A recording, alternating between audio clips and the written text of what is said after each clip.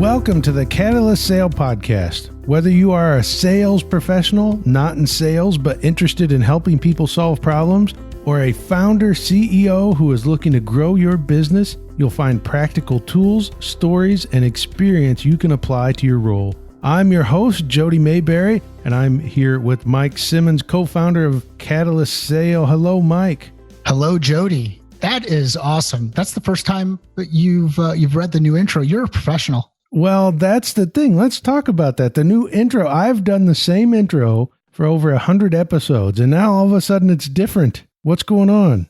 Sometimes you just have to mix it up.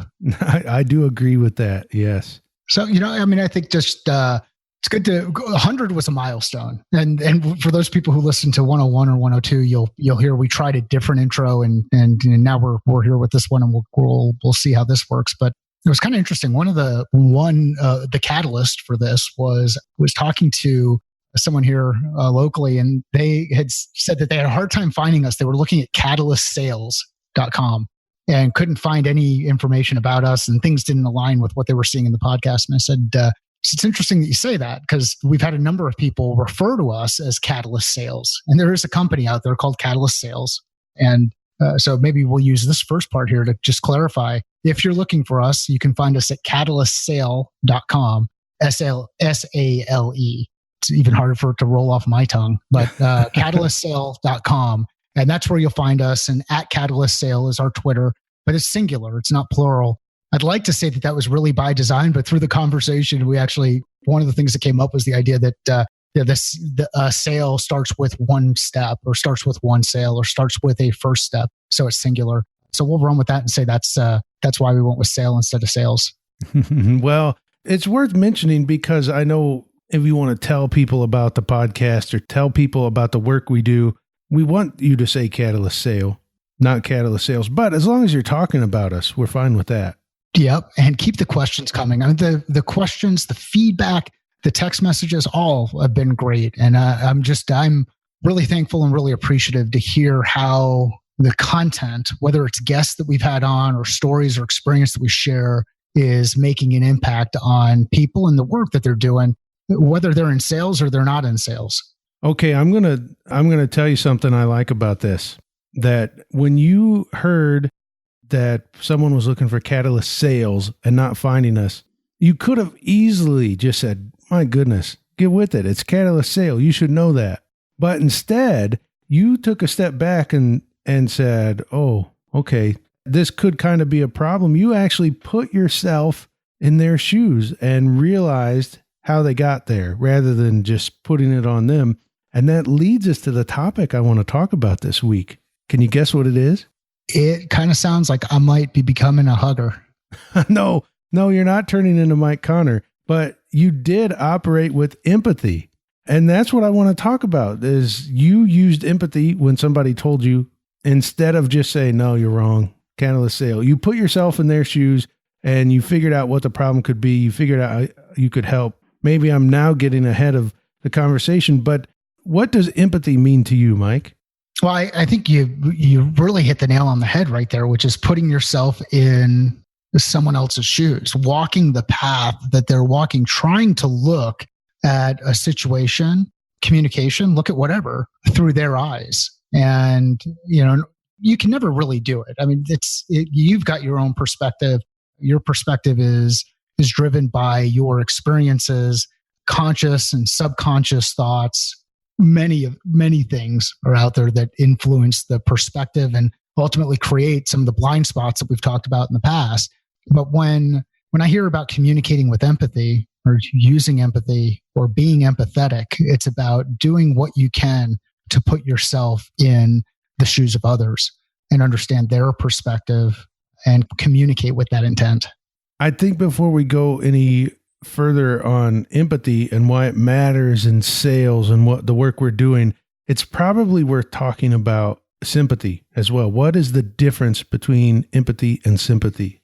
Well, I am going to go ahead and use the Google. So you guys are hearing this in real time. So according to Google, to sum up the differences between the most commonly used meanings of these two terms, sympathy is feeling compassion, sorrow, or pity for the hardships that another person encounters Well, empathy is putting yourself in the shoes of another.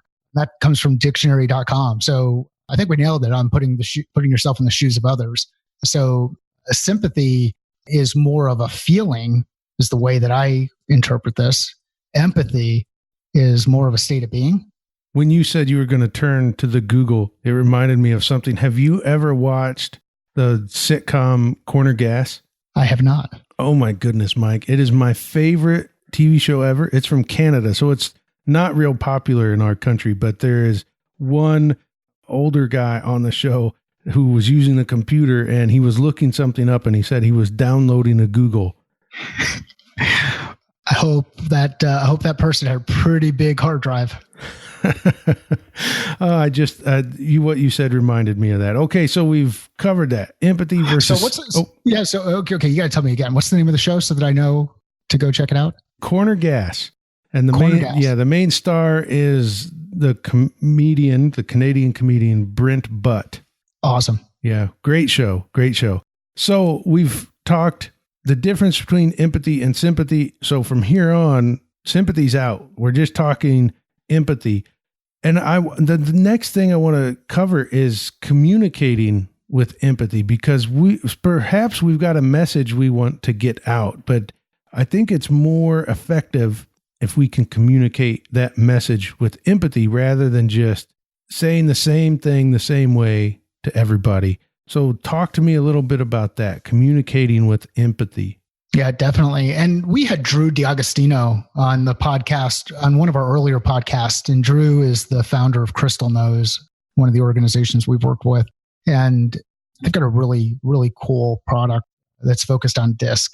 And at that point in time, and I don't know if the tagline's been updated, but the focus was on communicating with empathy. And so we'll put a link to that in the show notes so people can go back and listen to it. But when I think about communicating with empathy, it's again saying that I am not focused completely on the point that I'm trying to get across or how I'm trying to convey a message to someone. What I'm focused on is how might they receive that message based on their individual experiences, based on where they are today. So let's say that I am getting ready to take one of the kids to swimming in the morning, and we got to get to practice at 6 o'clock in the morning, and I oversleep, and it's now 5:45, and I've got 15 minutes to get up and get about the door, and I get a text message or Slack or an email from someone. I happen to open it up, and I shoot back with a really short response of, I can't talk right now. Now on the other side, they could just think I'm a jerk. What they don't know is they don't know that I was late. They don't know that I was trying to get a kid someplace. They don't know that I'm in a high sense of stress. And if if either I took the time, so this is the tough part in the transition, I as the sales rep take the time and say, where is that person now? What is going on? How quickly did they respond? How can I apply that into the way that I interpret the message that came across that wasn't really, I'm a jerk. It's more of this isn't my priority right at this moment in time. And I don't know if that really clarifies things, but I think the point that I'd want people to walk away with here is you don't know what's going on in the mind of everybody that you're working with or talking with at a given point in time. And most of us make the mistake of assuming that we are their number one priority or we are their focus. One way that you can help minimize the assumptions and the mistakes that you make is by asking questions, contextual questions. But remember to ask those questions and get a sense for kind of where people are. And if you know where they are, you're going to be in a much better position when you start communicating. Yeah, that is so good. And I don't know, Mike, if I've ever told you about my granny, my wise granny. She used to talk about communication, and she had such a good point. I got to see if I can get this across as good as she could, that when you communicate, you're responsible for what someone hears, not just what you meant to say, what you meant to get across, or really even just the words that come out of your mouth. Because as you said, you could say something really short because of what you're in the middle of and not even consider how that communicates to the other person, or not considering the situation they're in, where a comment maybe on Tuesday wouldn't have triggered anything, but you say it on a Friday when some events have happened and they're running late and they can't get home. Well, the same comment in different contexts, different places, different times means something completely different. And you need empathy to understand that. There have been many arguments triggered and that have escalated in my household due to my lack of empathy and understanding your granny's wise guidance. Well, speaking of someone else wise, I'm going to bring in a Lee Cockrell quote. Lee's been on this show. Lee and I do the Creating Disney podcast or Creating Disney Magic podcast together. So I spend a lot of time with Lee. He has a big influence on me. And he said something once that stuck with me. We were talking about candor. And he told me that candor is, a lot of people think being candid is just being blunt, just telling the truth. And he said, that's not true. Candor is truth with empathy. What do you think of that when you hear that? Candor's truth with empathy.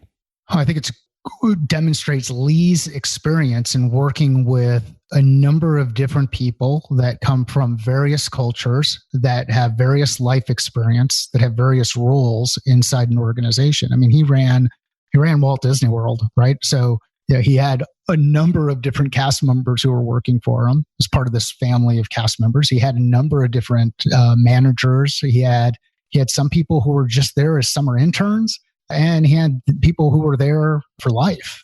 So, I think that's a really great way to define candor. And I know I'm going to start using it in the communication that I use, going forward. I mean, there's a lot of talk about candor in the context of transparency. And then there's authenticity. And these are all words that we've talked about in different episodes of the podcast. I mean, Christy Walters was on here recently talking about authenticity. But yeah, that's a really good perspective on candor. Well, thinking of this, I know this isn't your quote, it's Lee's quote, but talk about the difference it can make being candid the way some people might think of candor, where you just blurt out even if it's true and you just blurt it out. What's the difference in being candid that way and being candid in Lee's way, where you tell the truth with empathy?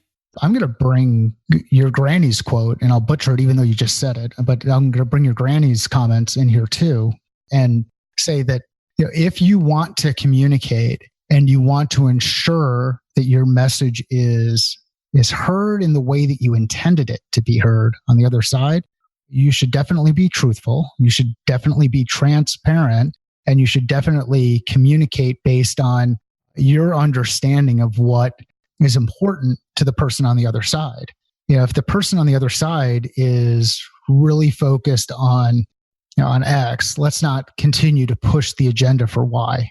So that's what comes to mind for me. It's this idea of communicating in a way that thinks about others, delivers good information, but knowing that the focus is on, if your focus is on communicating a message, and I feel like I'm starting to ramble here, but I can talk about my own personal experience. I've been known as being a person who's very direct. Get me into a high stress environment, I will be direct. I've joked before about I won't necessarily tell you what you want to hear, but I'll tell you what you need to hear.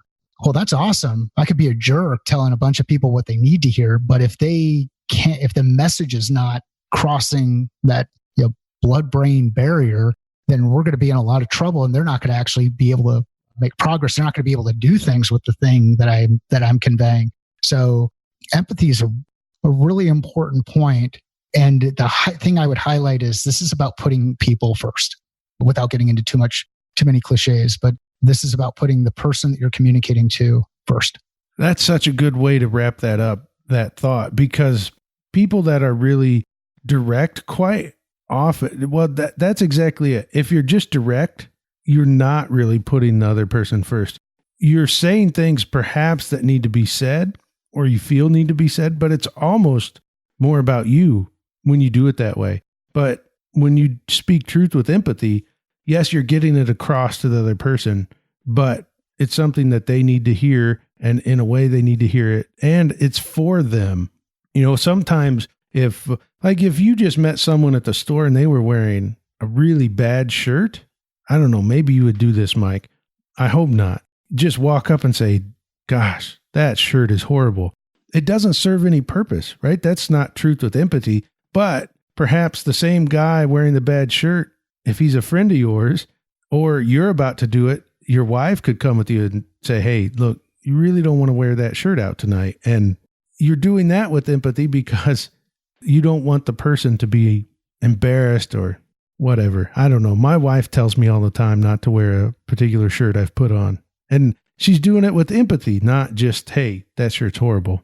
Jody, this is another reason why I usually wear black t-shirts, gray t-shirts, or white t-shirts. And there's not a lot of variance other than around 4th of July or Memorial Day, or, when I'm feeling a little patriotic, I'll throw a blue one on. But and what's funny is you say that. And I know that if Jen's listening to the podcast, she would probably say, well, Mike wouldn't even notice that in the third person. Mike wouldn't even notice that person was wearing something they shouldn't be wearing. He's just oblivious. And that's true too. So, I think that as we get back to this piece around empathy and really how it applies to the work that we do on a daily basis. So let's think about practical application. Let's say you're trying to influence somebody inside your organization. You may not be in a sales role, or you may be in a sales role. And let's take it from the sales role perspective. Let's say you're getting ready to deliver a demo inside the organization. We've talked about this before too in that rush to demo episode. But we're getting ready to deliver a demo. If I deliver that demo using the same language I always use, that demo could just be recorded and someone could hit the play button. However, if I deliver that demo using language that I know the customer uses inside the organization, let's say I'm selling something to Lee or Dan when they were at Disney, that environment, I'm not talking about employees, I'm talking about cast members.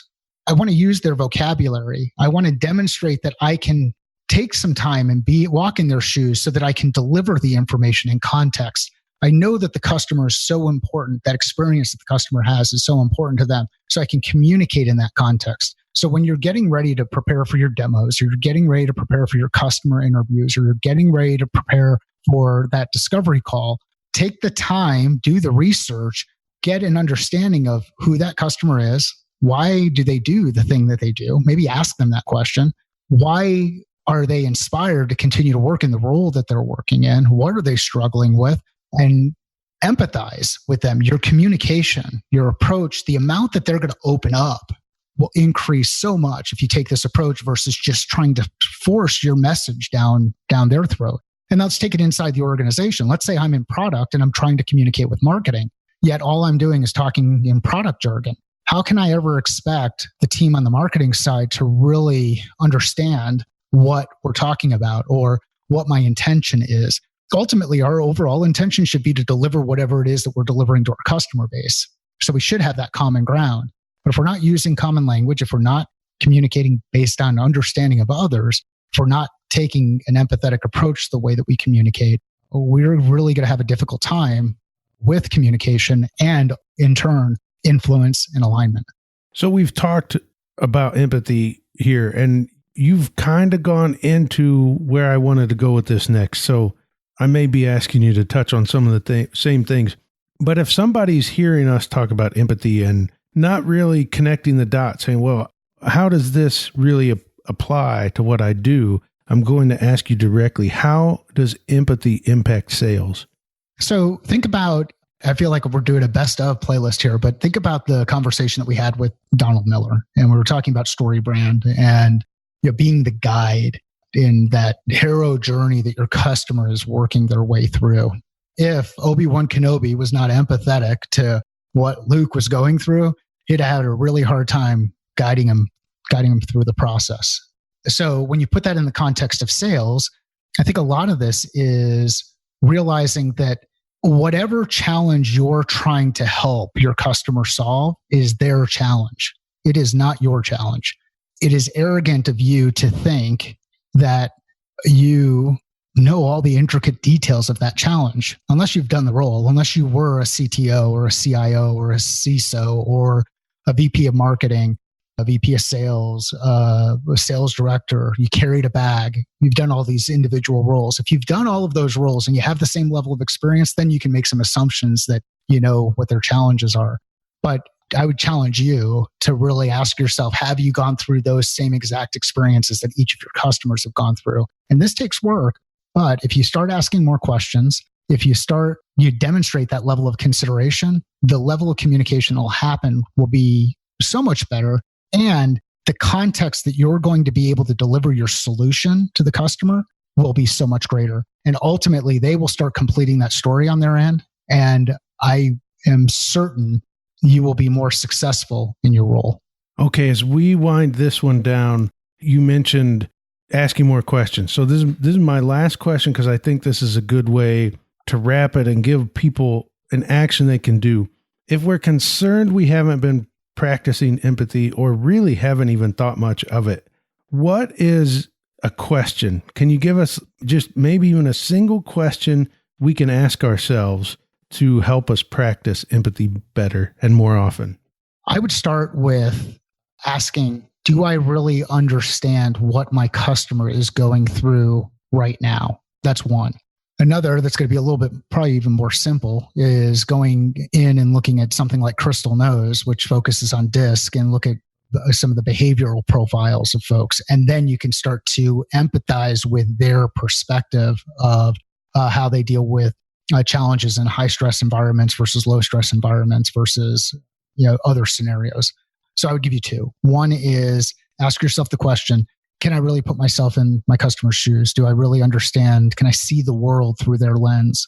The second would be look at a tool like Crystal Knows and see how closely you can predict your customer's DISC profile based on what you know about discussions you've had with them historically, and even use the tool to gather some guidance on their individual profile. Yes. Wonderful. So I know we've kind of talked around in circles a little bit here, and I don't know if we really got into the level of detail that some people are going to be looking for. If you want more detail, or you'd like to work with Catalyst Sale inside your organization as it relates to communicating with empathy, taking an empathetic approach to the way that you're designing your sales cycles, or even working on an organization alignment workshop, you can contact us at hello@catalystsale.com, and we look forward to hearing from you.